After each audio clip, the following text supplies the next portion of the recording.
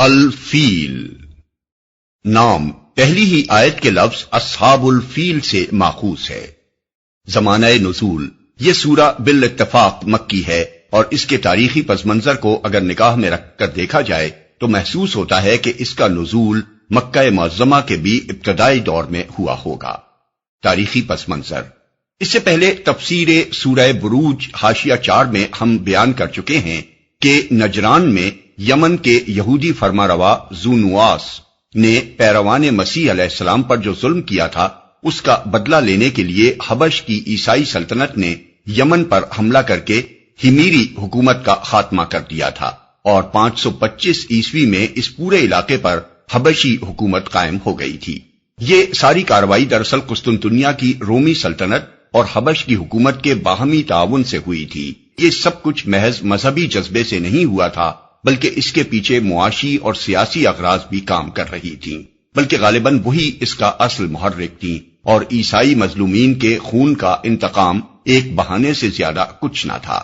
رومی سلطنت جب سے مصر و شام پر قابض ہوئی تھی اسی وقت سے اس کی یہ کوشش تھی کہ مشرقی افریقہ، ہندوستان، انڈونیشیا وغیرہ ممالک اور رومی مقبوضات کے درمیان جس تجارت پر عرب صدیوں سے قابض چلے آ رہے تھے اسے عربوں کے قبضے سے نکال کر خود اپنے قبضے میں لے لے۔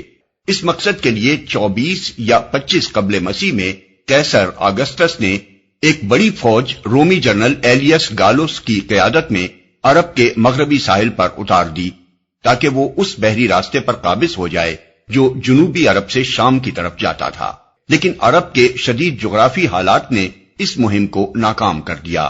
اس کے بعد رومی اپنا جنگی بیڑا بحر احمر میں لے آئے اور انہوں نے عربوں کی اس تجارت کو ختم کر دیا جو وہ سمندر کے راستے کرتے تھے، اور صرف بری راستہ ان کے لیے باقی رہ گیا۔ اسی بری راستے کو قبضے میں لینے کے لیے انہوں نے حبش کی عیسائی حکومت سے گٹھ جوڑ کیا اور بحری بیڑے سے اس کی مدد کر کے اس کو یمن پر قابض کرا دیا۔ یمن پر جو حبشی فوج حملہ آور ہوئی تھی اس کے متعلق عرب مورخین کے بیانات مختلف ہیں۔ حافظ ابن کثیر نے لکھا ہے کہ وہ 2 امیروں کی قیادت میں تھی، ایک اریات اور دوسرا ابرہا، اور محمد بن اسحاق کی روایت ہے کہ اس فوج کا امیر اریات تھا اور ابرہا اس میں شامل تھا۔ پھر دونوں اس بات پر متفق ہیں کہ ابرہا اور اریات باہم لڑ پڑے، مقابلے میں اریات مارا گیا، ابرہا ملک پر قابض ہو گیا، اور پھر اس نے شاہ حبش کو اس بات پر راضی کر لیا کہ وہ اسی کو یمن پر اپنا نائب مقرر کرتے۔ یمن میں پوری طرح اپنا اقتدار مضبوط کر لینے کے بعد ابرہا نے اس مقصد کے لیے کام شروع کر دیا جو اس مہم کی ابتدا سے رومی سلطنت اور اس کے حلیف حبشی عیسائیوں کے پیش نظر تھا۔ ابرہا نے اس مقصد کے لیے یمن کے دارالسلطنت صنعا میں ایک عظیم الشان کلیسا تعمیر کرایا جس کا ذکر عرب مورخین نے القلیس یا القلیس یا القلیس کے نام سے کیا ہے۔ یہ یونانی لفظ ایکلیسیا کا معرب ہے اور اردو کا لفظ کلیسا بھی اسی یونانی لفظ سے ماخوذ ہے۔ محمد بن اسحاق کی روایت ہے کہ اس کام کی تکمیل کے بعد اس نے شاہ حبش کو لکھا کہ میں عربوں کا حج کعبہ سے اس کلیسا کی طرف موڑے بغیر نہ رہوں گا۔ ابن کثیر نے لکھا ہے کہ اس نے یمن میں علل اعلان اپنے اس ارادے کا اظہار کیا اور اس کی منادی کرا دی۔ اس کی اس حرکت کا مقصد ہمارے نزدیک یہ تھا کہ عربوں کو غصہ دلائے تاکہ وہ کوئی ایسی کارروائی کریں جس سے اس کو مکہ پر حملہ کرنے اور کعبے کو منہدم کرنے کا بہانہ مل جائے۔ محمد بن اسحاق کا بیان ہے کہ اس کے اس اعلان پر غضبناک ہو کر ایک عرب نے کسی نہ کسی طرح کلیسا میں گھس کر رفع حاجت کر ڈالی، اور مقاتل بن سلیمان کی روایت ہے کہ قریش کے بعض نوجوانوں نے جا کر اس کلیسا میں آگ لگا دی تھی۔ ان میں سے کوئی واقعہ بھی اگر پیش آیا ہو تو کوئی قابل تعجب امر نہیں ہے، لیکن یہ بھی کچھ بعید نہیں کہ ابرہا نے خود اپنے کسی آدمی سے خفیہ طور پر ایسی کوئی حرکت کرائی ہو تاکہ اسے مکہ پر چڑھائی کرنے کا بہانہ مل جائے، اور اس طرح وہ قریش کو تباہ اور تمام اہل عرب کو مرعوب کر کے اپنے دونوں مقصد حاصل کر لے۔ بہرحال دونوں صورتوں میں سے جو صورت بھی ہو، جب ابرہا کے پاس یہ رپورٹ پہنچی کہ کعبے کے معتقدین نے اس کے کلیسا کی یہ توہین کی ہے تو اس نے قسم کھائی کہ میں اس وقت تک چین نہ لوں گا جب تک کعبے کو ڈھا نہ دوں۔ اس کے بعد 570 عیسوی یا 571 عیسوی میں 60,000 فوج اور 13 ہاتھی اور باروایت بعض 9 ہاتھی لے کر مکہ کی طرف روانہ ہوا۔ راستے میں پہلے یمن کے ایک سردار ذو نفر نے عربوں کا ایک لشکر جمع کر کے اس کی مزاحمت کی، مگر وہ شکست کھا کر گرفتار ہوا۔ پھر خصم کے علاقے میں ایک عرب سردار نفیل بن حبیب خصمی اپنے قبیلے کو لے کر مقابلے پر آیا، مگر وہ بھی شکست کھا کر گرفتار ہوا اور اس نے اپنی جان بچانے کے لیے بدرقے کی خدمت انجام دینا قبول کر لیا۔ طائف کے قریب پہنچا تو بنی ثقیف نے محسوس کیا کہ اتنی بڑی طاقت کا وہ مقابلہ نہ کر سکیں گے، چنانچہ ان کا سردار مسعود ایک وفد لے کر ابرہہ سے ملا اور اس نے کہا، ہم مکہ کا راستہ بتانے کے لیے آپ کو بدرقہ فراہم کیے دیتے ہیں۔ ابرہہ نے یہ بات قبول کر لی اور بنی ثقیف نے ابو رغال نامی ایک آدمی کو اس کے ساتھ کر دیا۔ جب مکہ 3 کوس رہ گیا تو المغمس یا المغمس نامی مقام پر پہنچ کر ابو رغال مر گیا اور عرب مدتوں تک اس کی قبر پر سنگ باری کرتے رہے۔ محمد بن اسحاق کی روایت ہے کہ المغمس سے ابرہہ نے اپنے مقدمۃ الجیش کو آگے بڑھایا اور وہ اہل تہامہ اور قریش کے بہت سے مویشی لوٹ لے گیا، جن میں رسول اللہ صلی اللہ علیہ وسلم کے دادا عبد المطلب کے بھی 200 اونٹ تھے۔ اس کے بعد اس نے اپنے ایک ایلچی کو مکے بھیجا اور اس کے ذریعے سے اہل مکہ کو یہ پیغام دیا کہ میں تم سے لڑنے نہیں آیا ہوں بلکہ اس گھر یعنی کعبہ کو ڈھانے آیا ہوں۔ اگر تم نہ لڑو تو میں تمہاری جان و مال سے کوئی تعرض نہ کروں گا۔ نیز اس نے اپنے ایلچی کو ہدایت کی کہ اہل مکہ اگر بات کرنا چاہیں تو ان کے سردار کو میرے پاس لے آنا۔ مکے کے سب سے بڑے سردار اس وقت عبد المطلب تھے۔ ایلچی نے ان سے مل کر ابرہہ کا پیغام پہنچایا۔ انہوں نے کہا، ہم میں ابرہہ سے لڑنے کی طاقت نہیں ہے، یہ اللہ کا گھر ہے، وہ چاہے گا تو اپنے گھر کو بچا لے گا۔ ایلچی نے کہا، آپ میرے ساتھ ابرہہ کے پاس چلیں۔ وہ اس پر راضی ہو گئے اور اس کے ساتھ چلے گئے۔ وہ اس قدر وجیح اور شاندار شخص تھے کہ ان کو دیکھ کر ابرہہ بہت متاثر ہوا اور اپنے تخت سے اتر کر ان کے پاس آ کر بیٹھ گیا۔ پھر پوچھا کہ آپ کیا چاہتے ہیں؟ انہوں نے کہا کہ میرے جو اونٹ پکڑ لیے گئے ہیں وہ مجھے واپس دے دیے جائیں۔ ابرہہ نے کہا، آپ کو دیکھ کر تو میں بہت متاثر ہوا تھا، مگر آپ کی اس بات نے آپ کو میری نظر سے گرا دیا کہ آپ اپنے اونٹوں کا مطالبہ کر رہے ہیں اور یہ گھر جو آپ کا اور آپ کے دین آبائی کا مرجع ہے اس کے بارے میں کچھ نہیں کہتے۔ انہوں نے کہا، میں تو صرف اپنے اونٹوں کا مالک ہوں اور انہی کے بارے میں آپ سے درخواست کر رہا ہوں۔ رہا یہ گھر تو اس کا ایک رب ہے، وہ اس کی حفاظت خود کرے گا۔ ابرہہ نے کہا، وہ اس کو مجھ سے نہ بچا سکے گا۔ عبد المطلب نے کہا، آپ جانے اور وہ جانے۔ یہ کہہ کر وہ ابرہہ کے پاس سے اٹھ آئے اور اس نے ان کے اونٹ واپس کر دیے۔ ابن عباس رضی اللہ عنہ کی روایت اس سے مختلف ہے، اس میں اونٹوں کے مطالبے کا کوئی ذکر نہیں ہے۔ عبد بن حمید، ابن منذر، ابن مردوے، حاکم، ابو نعیم اور بہقی نے ان سے جو روایات نقل کی ہیں ان میں وہ بیان کرتے ہیں کہ جب ابرہہ الصفاح کے مقام پر پہنچا جو عرفات اور طائف کے پہاڑوں کے درمیان حدود حرم کے قریب واقع ہے، تو عبد المطلب خود اس کے پاس گئے اور اس سے کہا کہ آپ کو یہاں آنے کی کیا ضرورت تھی؟ اگر آپ کو کوئی چیز مطلوب تھی تو ہمیں کہلا بھیجتے، ہم خود لے کر آپ کے پاس حاضر ہو جاتے۔ اس نے کہا، میں نے سنا ہے کہ یہ گھر امن کا گھر ہے، میں اس کا امن ختم کرنے آیا ہوں۔ عبد المطلب نے کہا، یہ اللہ کا گھر ہے، آج تک اس نے کسی کو اس پر مسلط ہونے نہیں دیا ہے۔ ابرہہ نے جواب دیا، ہم اسے منہدم کیے بغیر نہ پلٹیں گے۔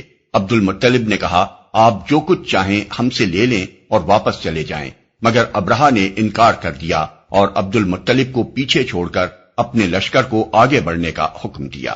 دونوں روایتوں کے اس اختلاف کو اگر ہم اپنی جگہ رہنے دیں اور کسی کو کسی پر ترجیح نہ دیں تو ان میں سے جو صورت بھی پیش آئی ہو، بہرحال یہ امر بالکل واضح ہے کہ مکہ اور اس کے آس پاس کے قبائل اتنی بڑی فوج سے لڑ کر کعبے کو بچانے کی طاقت نہ رکھتے تھے۔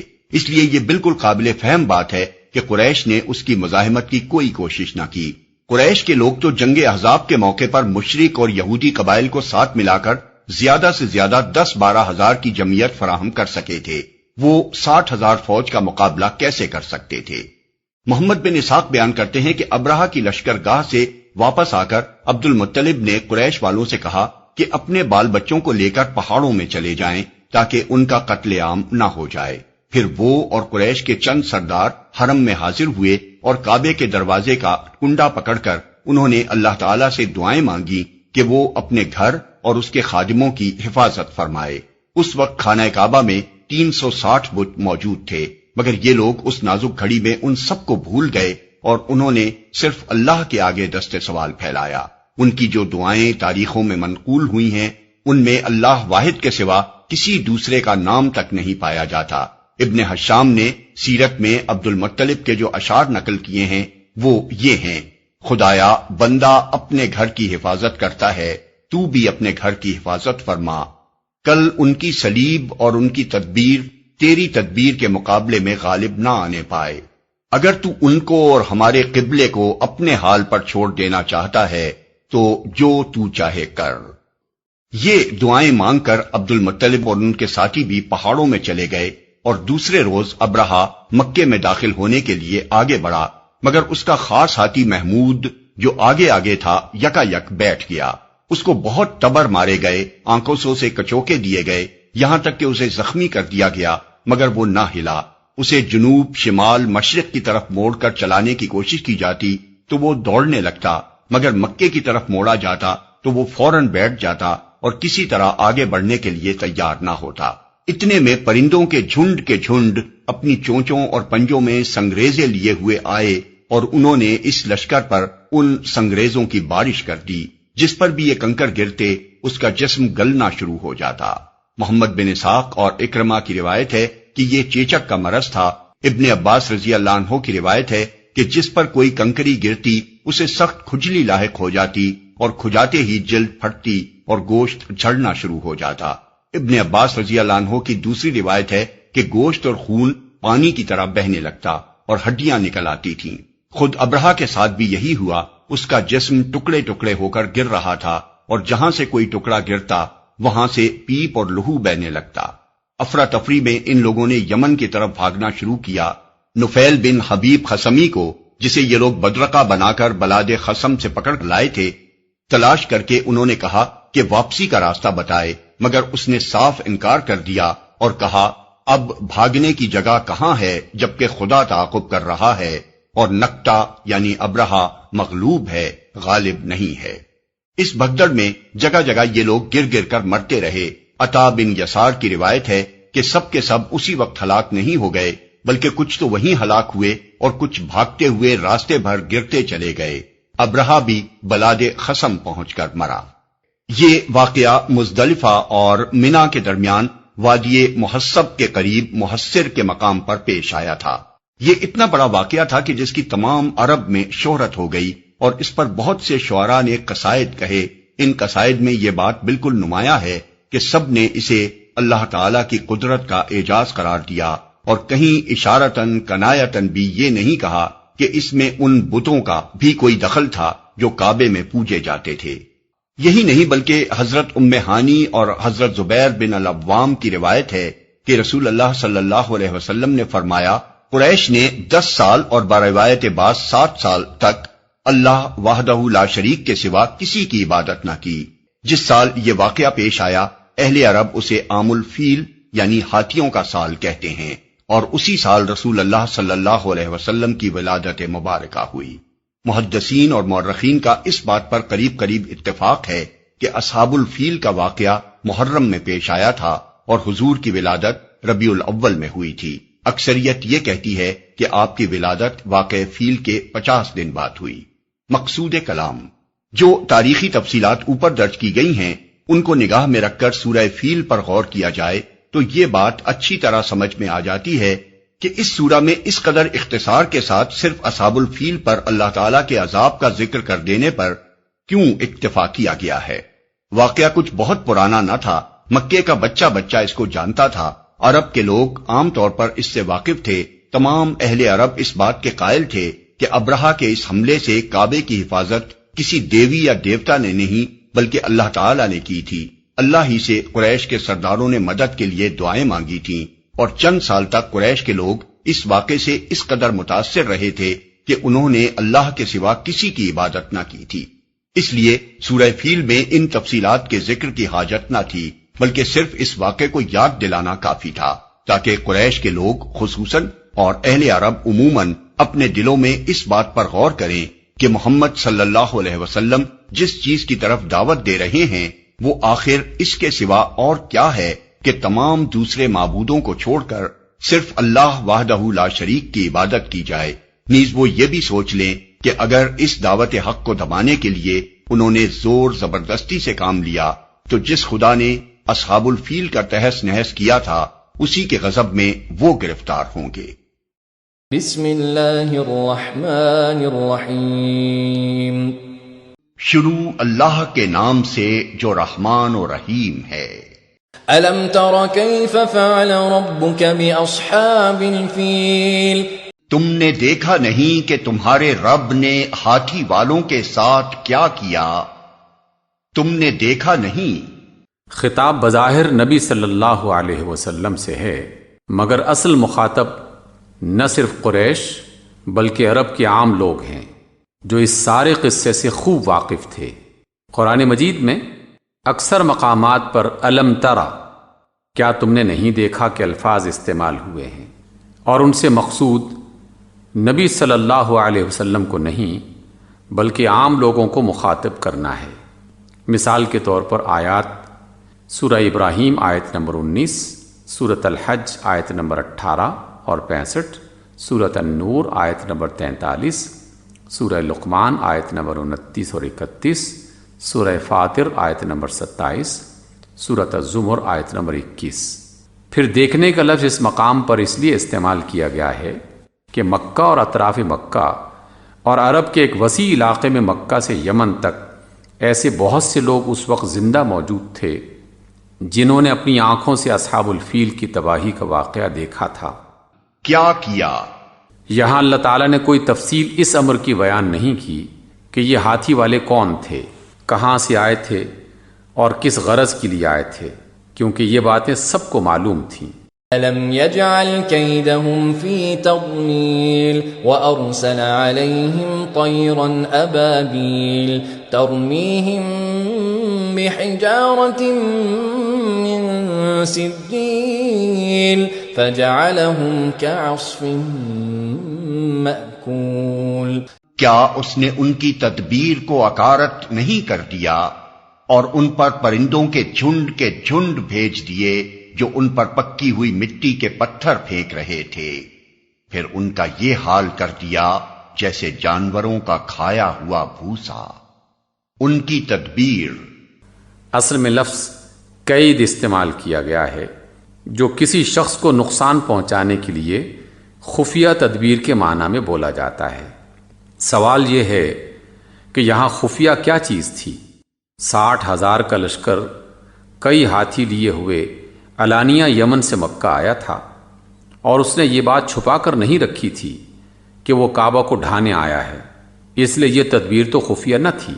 البتہ جو بات خفیہ تھی وہ حبشیوں کی یہ غرض تھی کہ وہ کعبہ کو ڈھا کر قریش کو کچل کر اور تمام اہل عرب کو مروب کر کے تجارت کا وہ راستہ عربوں سے چھین لینا چاہتے تھے جو جنوب عرب سے شام و مصر کی طرف جاتا تھا۔ اس غرض کو انہوں نے چھپا رکھا تھا اور ظاہر یہ کیا تھا کہ ان کے کلیسا کی جو بے حرمتی عربوں نے کی ہے اس کا بدلہ وہ ان کا معبد ڈھا کر لینا چاہتے ہیں۔ اکارت نہیں کر دیا، اصل الفاظ میں فی تضلیل، یعنی ان کی تدبیر کو اس نے گمراہی میں ڈال دیا، لیکن محاورے میں کسی تدبیر کو گمراہ کرنے کا مطلب اسے ضائع کر دینے اور اسے اپنا مقصد حاصل کرنے میں ناکام کر دینا ہے، جیسا کہ سورۃ المؤمن آیت نمبر 25 اور سورہ یوسف آیت نمبر 52 میں ہے۔ جھنڈ کے جھنڈ بھیج دیے، اصل میں طیرن ابابیل کے الفاظ استعمال ہوئے ہیں۔ عربی زبان میں ابابیل کے معنی ہیں بہت سے متفرق گروہ جو پے در پے مختلف سمتوں سے آئیں، خواہ وہ آدمیوں کے ہوں یا جانوروں کے۔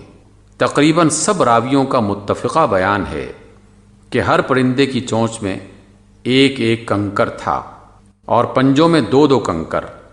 مکہ کے بعض لوگوں کے پاس یہ کنکر ایک مدت تک محفوظ رہے۔ چنانچہ ابو نعیم نے نوفل بن ابی معاویہ کا بیان نقل کیا ہے کہ میں نے وہ کنکر دیکھے ہیں جو اصحاب الفیل پر پھینکے گئے تھے، پتھر پھینک رہے تھے۔ اصل الفاظ ہیں بحجارۃ من سجیل، یعنی سجیل کی قسم کے پتھر۔ ابن عباس رضی اللہ تعالی عنہما فرماتے ہیں کہ یہ لفظ دراصل فارسی کے الفاظ سنگ اور گل کا معرب ہے، اور اس سے مراد وہ پتھر ہے جو مٹی کے گارے سے بنا ہو اور پک کر سخت ہو گیا ہو۔ قرآن مجید سے بھی اس کی تصدیق ہوتی ہے۔ سورہ ہود آیت نمبر 82، سورۃ الحجر آیت نمبر 74 میں کہا گیا ہے کہ قوم لوط پر سجیل کی قسم کے پتھر برسائے گئے تھے، اور انہی پتھروں کے متعلق سورہ زاریات آیت نمبر 33 میں فرمایا گیا ہے حجارۃ من طین، یعنی مٹی کے گارے سے بنے ہوئے پتھر تھے۔ کھایا ہوا بھوسا۔ اصل الفاظ ہیں کعصف مأکول۔ عصف کا لفظ سورہ رحمان میں آیت نمبر 12 میں آیا ہے، ذو العصف والریحان، اور غلہ، بھوسے اور دانے والا۔ اور اس سے معلوم ہوا کہ عصف کے معنی اس چھلکے کے ہیں جو غلے کے دانوں پر ہوتا ہے اور جسے کسان دانے نکال کر پھینک دیتے ہیں، پھر جانور اسے کھاتے بھی ہیں اور کچھ ان کے چبانے کے دوران میں گرتا بھی جاتا ہے اور کچھ ان کے پاؤں تلے روندا بھی جاتا ہے۔ صدق اللہ العظیم۔